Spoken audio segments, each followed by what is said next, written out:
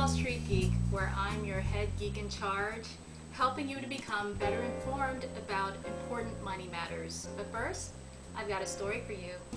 Now you know when you're walking into an ocean, when the water level rises, you tread water to keep your head above it.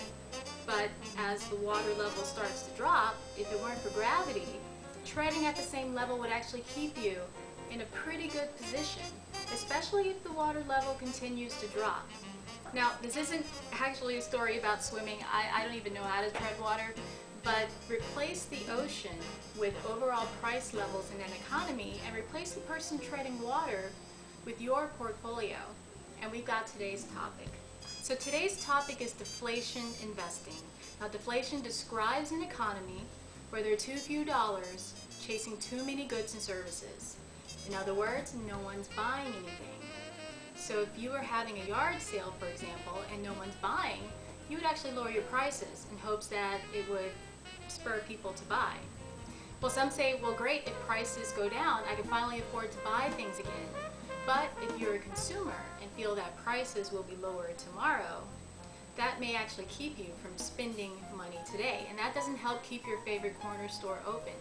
I mean, I look outside, I live in Manhattan, and there are places that I knew of in the Village, here near Times Square, that are shuttered, just because demand is down. And if demand is down, I mean, think about it, what you get paid, your income, may also decrease as well. So an extended period of deflation is not good for the growth of an economy. And for an investor, that means that your portfolio of stocks may actually fall along with overall price levels if you're not smart about how you invest. So let's break it down. Should we expect economists to declare that the U.S. economy is experiencing a period of deflation? Well, what are some of the signals? Well, let's look at something. Let's look at some numbers. I love looking at numbers. I love charts. So in this first one, this is the Consumer Price Index. It's monthly data on the change in prices that's paid for a representative basket of goods and services. It more or less measures and tracks how prices change over time. Now, this chart of the Consumer Price Index is from 2004. It's from the Bureau of Labor Statistics. Now, you see that red arrow? That's June 2008. That's when the U.S. government applied the last round of quantitative easing. I actually wrote a blog entry about it yesterday, October 4th, on my blog at thewallstreetgeek.com. But subsequently, prices fell off a cliff. Now, they're talking about another round of quantitative easing this fall, and I have my ideas about what will or won't work, which I wrote about, but as you can see, prices are starting to decline again. And I'm not surprised prices are falling because households have a great deal of debt and currently too little income to be able to buy as much as before. Now, this chart on the right has data from the Federal Reserve. And this chart shows how household debt has skyrocketed. This chart is since 1996, but it's finally decreasing. You see the red arrow? But with unemployment up and incomes falling, this may actually mean that whatever little money is coming into households, it's being used to pay down debt. At the same time, personal savings are also increasing based on this chart released by the Bureau of Economic Research. I mean, I can go all day with charts and numbers and crunching numbers and plotting them and stuff, but the bottom line is that after this last recession, the natural urge of consumers in the U.S. is to pay down debt and to save. I mean, on a micro level, on a household-to-household level, it's actually a pretty good thing. But it's not helping our overall economy recover. And a side effect to consumers not spending is that demand for goods and services is decreasing, causing prices to decrease. And if prices continue to decrease, and if not enough money is circulating in the economy, economists will declare that we have a deflationary environment. I mean, they're only whispering about it right now in Wall Street, and our government is doing what it can to spur demand. That's why you're hearing about a second round of quantitative easing, they also call it QE2, potentially occurring this fall. But rather than wait and watch, what should you consider doing to protect yourself today as the ocean of prices falls, but hopefully not taking you along with it?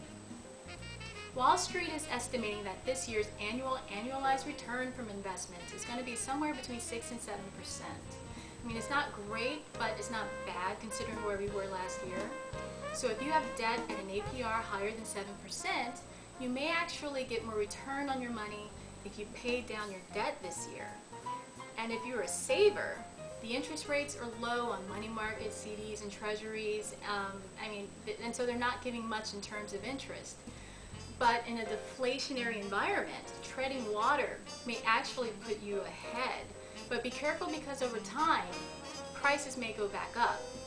So keeping your savings in anything with rates lower than the rate of inflation, which on average is about 3 to 4%, over the past 2 years it's actually been closer to 2%, that will actually make you lose purchasing power. So keep your eye on the inflation rate and interest rates, and also the value of the dollar if you have money sitting in cash.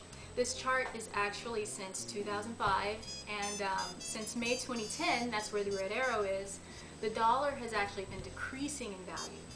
So finally, if you're an investor looking for returns, take care in investing in a market if prices continue to decline.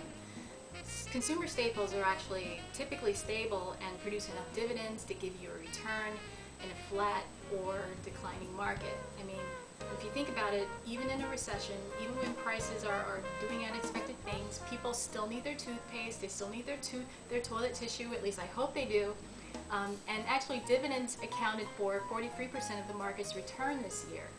Also, investments with exposure to growth areas are actually doing well, like exposure to China.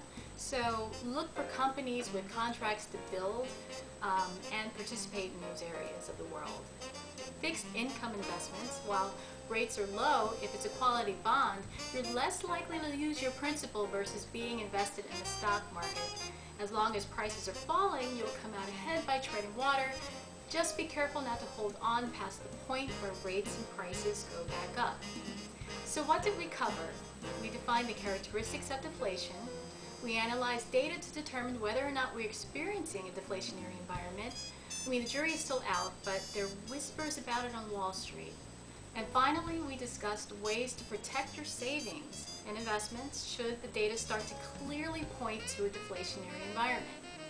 I mean, if you're fearful, you're not alone. This is a very difficult environment to grab control of and steer in the right direction due to the tough problem of getting consumers with debt and little income to spend and prop up prices. I mean, those things literally work against each other. But the good part is that consumers are doing the right thing by paying down debt.